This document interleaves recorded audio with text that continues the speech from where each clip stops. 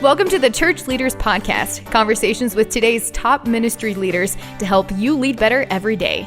And now podcasting from scenic Colorado Springs, Colorado, here's your host, Jason Day. Welcome, friends, to the Church Leaders Podcast. I'm your host, Jason Day, and I connected with Alan White for this week's episode.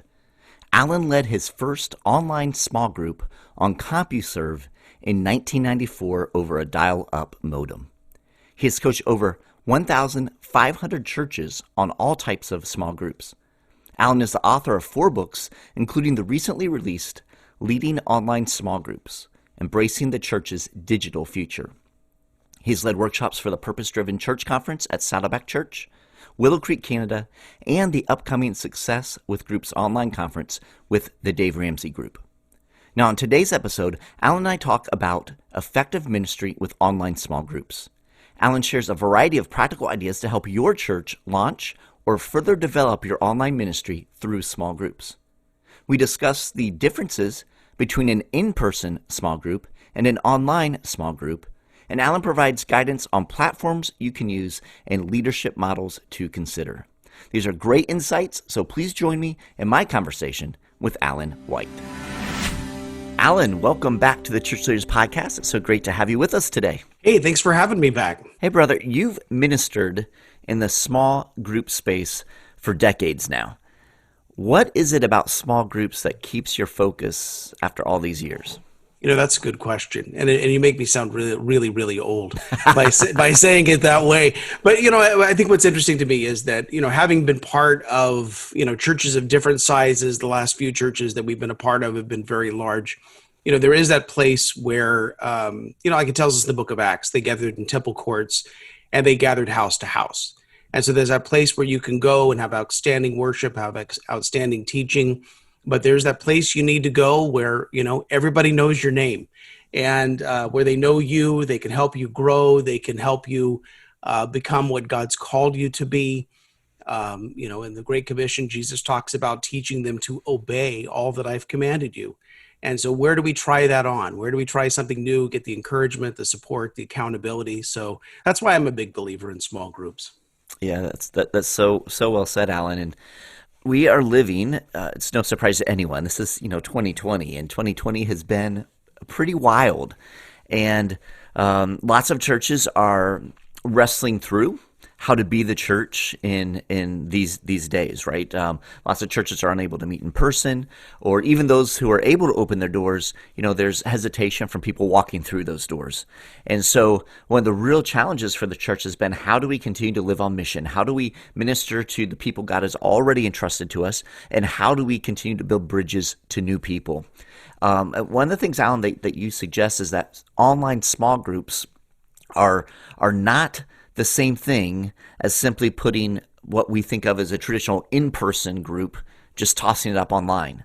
So, Alan, can you talk to us a little bit about, you know, what is the difference between an online group and an in-person group?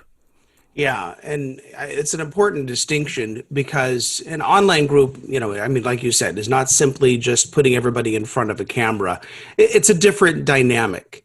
And I will admit that it misses something of, you don't have the chemistry of people being together. You don't have those sidebar conversations of people whispering to each other, checking in on how they're doing. And you certainly don't have the brownies in the kitchen afterwards. But I think that some advantages to online small groups, you could definitely say that you're not limited by any kind of geographical boundaries, that you can invite people from anywhere. And, you know, what we're seeing is that people who are far from God, people who are far from you, but given the invitation can meet. And of course, the best thing about online small groups is the meetings are shorter because you don't have the chit chat at the beginning. You don't have, you know, the refreshments at the end. So you can just kind of get into the meeting, which means the groups can start later. They can be shorter in length. You kind of get a little more to the point, and then you can be done and it's not, you know, too late in the evening. Right. So with this, there's maybe a little more focus. And like you said, that focus can be helpful because it gets everyone kind of geared in, focused on whatever the topic is, where the discussion is, the conversation is. And yet, as you mentioned, there's a little bit of loss when it comes to kind of just the relational aspect of a small group. How can small groups that are online kind of embrace or even stoke that, small, relational aspect? Have you seen different ways that they've been able to do that? Yeah, I think that, it goes with any group, but especially online groups, is that the more relationship you have in the groups as you begin, the better off the group's going to be, even in forming the groups. The other thing is there's kind of a principle in small groups in general that what happens outside of the group greatly impacts what happens inside of the group. So saying if people are connecting outside of the group, and so whether they can connect in person or whether they're texting each other or there's just this continual conversation that's going on, that building those relationships will greatly determine, what happens online. And so you could imagine the difference between if you were online with, some close friends you hadn't seen in a while versus if you were online with people that you'd never met before. It's a very different dynamic. And so as you build those relationships, and again, this is true of in-person groups, that people will be more open to share. I think the other thing too is that the leader, in a large part, sets the tone for the group. There's a saying that's been around for years that speed of the leader, speed of the team. And so if the leader is open, is relaxed, is sharing from their heart, and kind of sets the tone for kind of the depth of the group and the nature of the group, then I think you're going to have a better go at it. If the leader is just going through the questions and feels uncomfortable and looks uncomfortable, then everybody in that group is going to be uncomfortable. Yeah, that makes sense. So Alan, talk to us a little bit, like what are those elements that really make for an effective small group? Yeah, I think that a lot of it is it's openness and honesty. It's in any small group discussion, we don't want to hit where the rubber meets the air. We want to hit where the rubber meets the road. And so even starting out, I lead coaching groups for pastors, and usually I'm an Enneagram 8, so usually we dive in and we're right to the topic and all of that. But this year has been different, even for an Enneagram 8, in that we started off the meeting checking in to see how people were doing. And we had groups that were or churches that were in various parts of the country on these calls. And so different waves at different times, starting in Washington State, and Nebraska wasn't worried about it, and then Nebraska's worried about it. And, and so we would just take a little bit of time at the beginning just to process everything that's going on. Because one of the things that has happened, in the pandemic has been the church has been putting out a ridiculous amount of content. And I don't say ridiculous in a negative way, but I think at one point Phil Cook said the church was producing more media than Hollywood was. Wow. And so, you have all of this content that's going out there, but in addition to content, and I'm not downplaying content, God gave us a book, God gave us a brain, that goes together. Okay. But in addition to that, we need community and we need conversation. And people are there's so much upheaval going on in the US right now.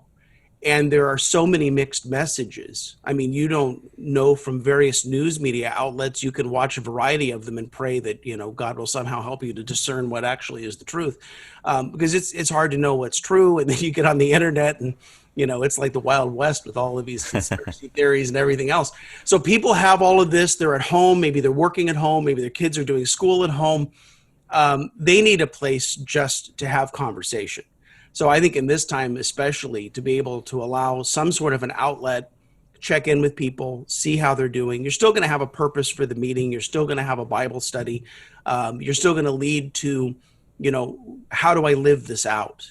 Because to me, if you have a Bible study without getting to that point of how do I live this out, I really have to ask what's the point? Mm-hmm. And so I think, again, allowing that relational component, allowing that conversation, a place to process things, taking people back to the truth of God's word, and then challenging, people to take on an assignment or set a goal for themselves, and then report back to the group, how it went.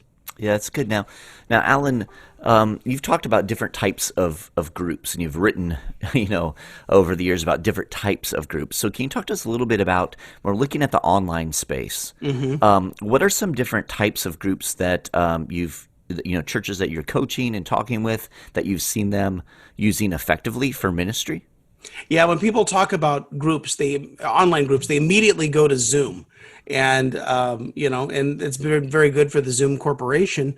But that's not the only way, even to do video-based groups. I mean, there's so many other platforms, and I won't start listing them. I searched to see different platforms one day, and I came up with about 20 I'd never heard of before. Wow, right. They're obviously they're video-based groups.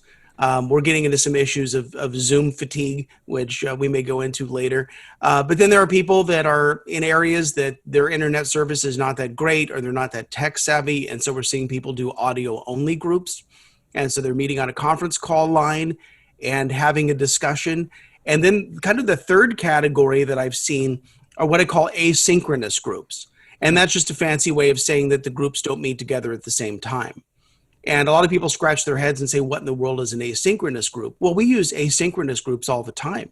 If you're in a group text, if you're replying all to an email, if you use Slack, if you use Facebook and you post something and somebody's replying to that, all of that is an asynchronous group. So we're actually living in an age where your Facebook friends could actually become your Facebook group, and you could meet together. Then I'm also looking at some digitally interactive curriculum. There's a company out of Atlanta called Rally, R-A-L-I, where you post video, you post questions, and then people can interact with the video, they can interact with the questions, they can interact with each other. And so there are various formats. Also looking at a lot of apps like WordGo that's out. Even looking at like the U version of people doing a reading plan together, that could be a form of an asynchronous group. So you don't have to be limited to video-based groups. I think that brings a certain component, but there is some variety depending on people's needs and depending on people's abilities to engage.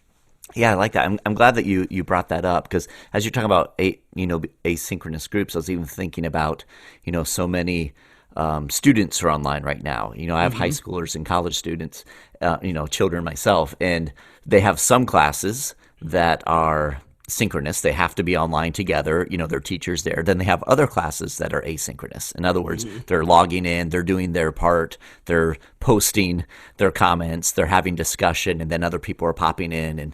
And so I think that's fascinating because of, everything that the world is going through, that there's kind of more openness to this idea of online community and engaging in things and learning together and growing together, even when we're not in the same room.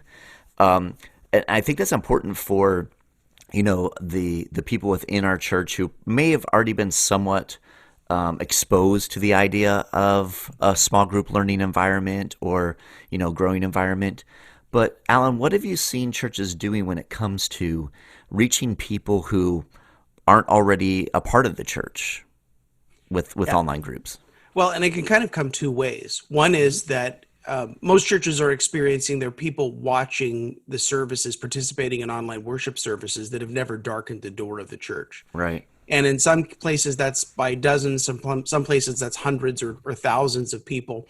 And so I think there's a way to just in the online worship service to challenge people to say, here's an opportunity. And I know there are a lot of churches right now that their church staffs don't quite have as much to do as they did before. And so a lot of those groups are being led by the church staff. So you don't have to worry about vetting the leaders and all of that sort of thing. But I think the other way that it can come, and we've actually been seeing this with online groups and in-person groups for years, are people inviting people that they know. And again, it could be people that they used to go to high school with, people they went to college with, people that live on the other side of the country or the other side of the world that they can invite. Because right now, again, there's so much confusion and people need hope.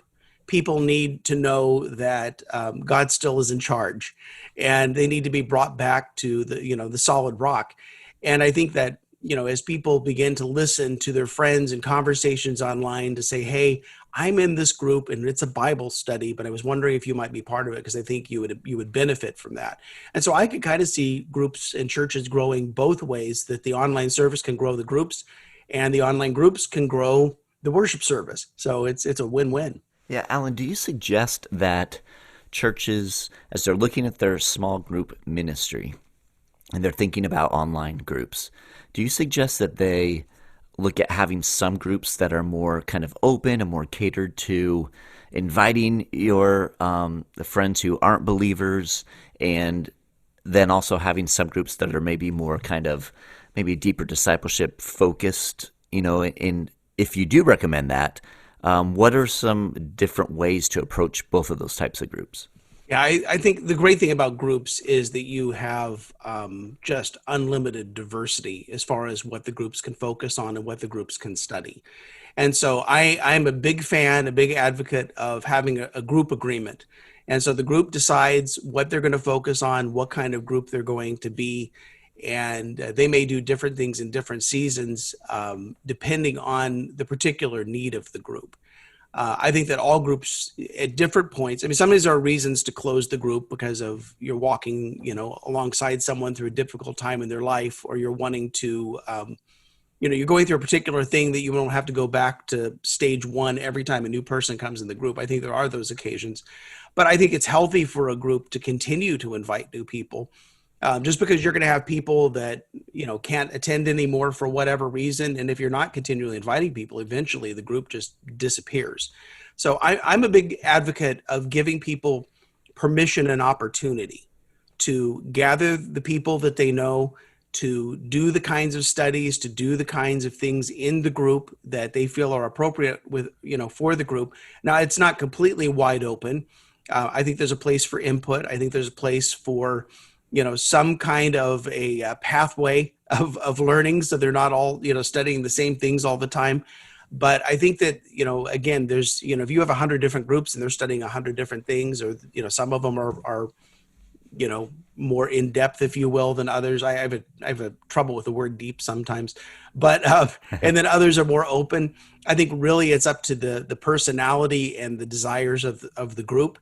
And I think that certainly the staff member, the small group pastor in charge of them, can certainly guide them and say, hey, you guys haven't attracted a new member for a while. Could you, begin to pray about inviting somebody else to your group?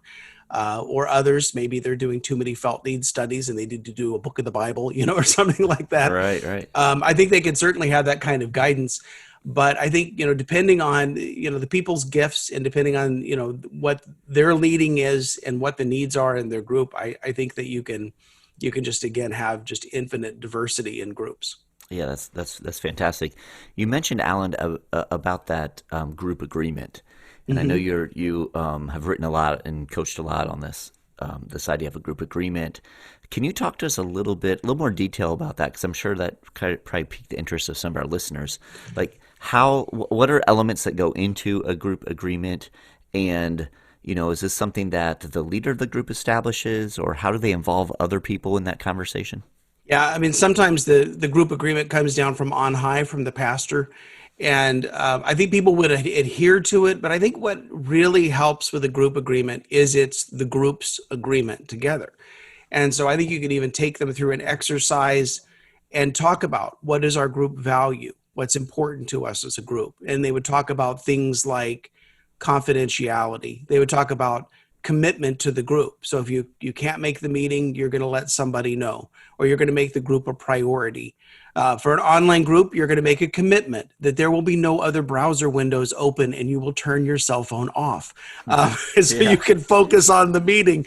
Because I'm in meetings and you wonder where some of the people are in the meeting because they're not in the meeting. They're lost in a search somewhere.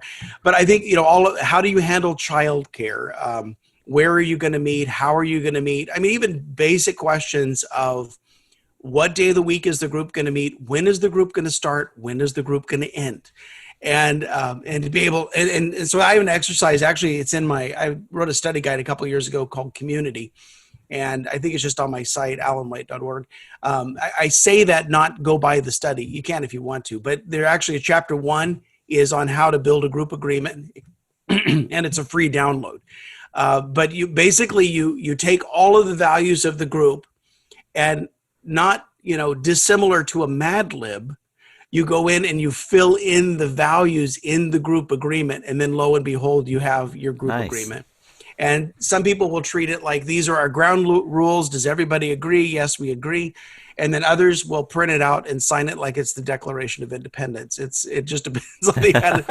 But the good thing about having the group agreement is that if someone violates it, it's not the leader coming down on them. It's they're at odds with something that they agreed to do. And not in a heavy-handed way, but in a reminder. Or if somebody new comes to the group, you just say, hey, just real quick, just wanted to, go briefly over the group agreement, just remind everybody of, what this group is about. And then periodically they need to reevaluate it, make sure it's working for them everywhere from the day and time that they're meeting to maybe certain things that they're requiring. They just need to reevaluate it. But it does, the more personal it is to the group, the better. I mean, at a minimum, there could be one that's in the study guide that they're doing. There could be one that the church asked them to look at. But it's really better if it comes from the group themselves. Right. That's interesting. As you were talking through that, I was thinking, a lot of our listeners are probably members of some sort of Facebook group, right? And on Facebook groups, you have these, kind of group rules, right? And typically, if it's a private group and you're asking to join, you've got to say, hey, I agree to these rules. So it's kind of that was just kind of a, comparison in my mind as you were talking, like, we're becoming more and more familiar with these types of things, especially if we're involved in some sort of online community or online group. So that makes sense. And probably a very important piece of helping people kind of even rally together and almost have that ownership of the group, I think is what's kind of important, especially if you're kind of creating that agreement together. It kind of gives everyone kind of this a bit of ownership in, hey, this is who we are as a group, right? Right. And that way, again, if you have to come to a point where you have to sit down with a member and remind them of something, it's one thing to remind them. It's another thing of, you're breaking the leader's rules and I'm kicking you out of my group. That's not a good place to be. Right. Yeah. One of the things that you mentioned earlier, I wanted to come back around to, is you're talking about leaders in these online groups. And you mentioned that, with staff people, oftentimes there's some opportunity there. But one of the things that you say is that you don't have enough bad things to say about limiting your online groups to handpicked leaders. So can you kind of elaborate on that? What do you mean by that? Well, I think the first thing is we get stuck on the word leader. And so, leadership in the church, when you look at the pastoral epistles, it's a serious thing. It's serious business, and there are high requirements for it. But the question is, do you need elders and the people who fit the requirements for elders to lead small groups? And we've even gone back to ask the question of, do we need leaders in small groups? And what I mean by that is, the Great Commission, Jesus said, go and make disciples. He didn't say go and make classes. He didn't say go and make small groups. He said go and make disciples. And so do we necessarily need a leader to make a disciple? And so what we know is that disciples make disciples. And so if there are ways that we can empower and equip people with somebody walking alongside them that has some experience that can supervise them and coach them along certain parameters, we actually have the ability to kind of unleash, the potential of our church, allow people to gather with people that they already know. And the safety on this is you provide the curriculum. And if it's a video-based curriculum, it's good to have your pastor on it or somebody that your pastor approves. So you provide the curriculum, you determine what they study. You have somebody that is walking alongside them that's getting to know the leader, building a relationship. And then lastly, you don't advertise these groups. You don't put them on your website. You don't send people to those groups. And people gather people that they already know. And so if they're people that you don't know very well, people that are not, the core of your church, more than likely the relationships they have will be with people outside of the church. And I've had groups where the entire group was outside of the church. The only person who attended our church was the leader. Now, granted, there'll be places in any size church where people will want to be in a group and they won't get invited. So how do you handle that? Well, then I think you have to have people that are known. And so whether it's church staff or whether it's longtime members, people that have, met all of the requirements for leadership in your church, that you would feel good about sending them to the group. Because if you list a group somewhere, there is an expectation that the church is kind of given an implied endorsement to that group. And I've been in situations, I've actually led situations where you put people out there that are willing, and they don't know as much about the Bible. They're not as spiritually mature as some of the people that sign up for their group, and that's not a good experience for anybody. But if you take those people that are maybe less spiritually mature or less knowledgeable, and they invite people that they know, chances are the people that they know are about the same place that they are, or maybe even have less. And so I think by, leveraging some of those relationships to get groups started, you do better with that. The bottom line is this, this is a season where we are learning what it's like to serve in a decentralized way. And we can't depend on all of the systems and the programs and the staffing and the weekend service and all of the things that we used to depend upon for ministry. But, the church never closed, because the church is the body of Christ. Right. And so to be able to give the body of Christ the things that they need to gather their group, people that are, willing and open, and then give them some parameters and help them. Now, I used to talk about lowering the bar on leadership. I stopped talking about that. What I talk about now is delaying the requirements. So you get someone who's interested, that has friends, here's a Bible study, here's some help. They get that group together. And then as they continue on, then you begin to introduce some of those requirements back in. And, you don't make it mandatory. You invite them to that. And you want to, get them to the place where they're quote unquote official. But, this really goes to what Paul said to Timothy. He said, don't be hasty in the laying on of hands. And it really has to do with having people prove themselves. Because I've recruited people, boy, that I thought they looked like a leader. They walked like a leader. They talked like a leader. I put them through the training, and then they didn't want to lead. And I thought, what a frustrating thing. And so instead of doing that, I just give people a bit of a trial run to see how it goes. And again, keeping it safe, keeping it supervised, and not advertising it. And it's really amazing to see what comes out of that. I was working with a church this last year in Minot, North Dakota, and they had 60 groups prior to the pandemic. And during the pandemic, off of their online service, they recruited another 30 people to lead online groups that had never led a group before. And so there really is that potential. As one other church, much larger church I'm working with in San Diego, they started 119, they called them book clubs, in the month of July. And so it's really interesting to see what happens when you kind of let go of this a little bit, but you don't turn it into the Wild West. You still, that would be irresponsible. So you still want to give them, guidance. This is what you're studying. It makes them feel good if they don't have to be the teacher. It makes you feel good if they're not teaching. Right. And then they have someone to walk alongside them and help them and answer their questions. I've seen far more good come out of that than negative. Yeah, that's good. And you brought up a couple of the churches that you've been working with. And one of the things that we've seen is that there are some churches that are actually flourishing with online attendance, online giving, online growth and reach despite the pandemic. So, Alan, can you talk to us a little bit about what are you seeing in those churches that seems to be making a difference, that seems to be working? Well, I think part of it is how they design their online service. Because an online service is not the same as streaming your in-person service. And I compare it to this. It's like back in the day, 40 years ago, when we were transitioning from traditional services to contemporary services. Sometimes we would have a traditional service because we don't want to alienate the base. Then we would have a contemporary service to attract new people to the church. Well, I think similar to that, we would have an in-person service where the focus is on the people that are gathered there in the auditorium.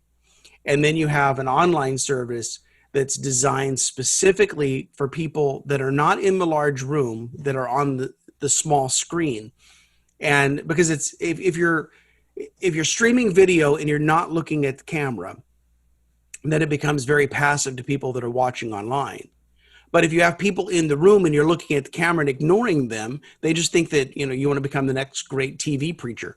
So I think that there's a balance with that. But then there's also a challenge that once people start following online, how are churches discipling their online followers? And so, just like you would do if they showed up in person, what are the next steps? How are you collecting the information? How are you moving them through, a class system or membership or growth track, or how are you getting them into groups, and all of those sorts of things, I think are legitimate right now because they need next steps. In fact, this church I mentioned in North Dakota, when they reopened, or regathered for worship, there were only 3 cases of coronavirus in their county, but only about 40% of their attendance was there in person. And what was interesting to them was the 40% that were present were not the core members of their church. The 40% that showed up were people who had started watching online and came to church once they were regathering because they were looking for their next step. Wow. That's fascinating. Very, very cool. Alan, kind of as we're closing down this conversation, just a couple more things. One is, I'm sure there are pastors listening in. They're excited about the opportunity for online groups. What advice would you give those pastors right now who maybe haven't yet launched online groups, or maybe they've dipped their toe in? What advice would you give to them as they're looking at really launching online groups right now? Yeah, I would say give it a try. I mean, a year ago, online groups were kind of a novelty. I started my first online group. This will really date me, Jason. Was in 1994 on CompuServe. Wow. And so, I mean, it was a dial-up modem. Right. I mean, this is 26 years ago, right? And it was a message board, and it was a chat room. So the chat room was live. The message board was asynchronous, and we met a variety of people from across the country. And the short of the story is, I have a friend of mine that came to Christ as a result of that group. Wow. And we didn't intentionally start this online evangelistic ministry. We didn't intentionally start, we're going to do this group, but we were sharing life together from various places in the country. And 26 years later, some of us are still very good friends.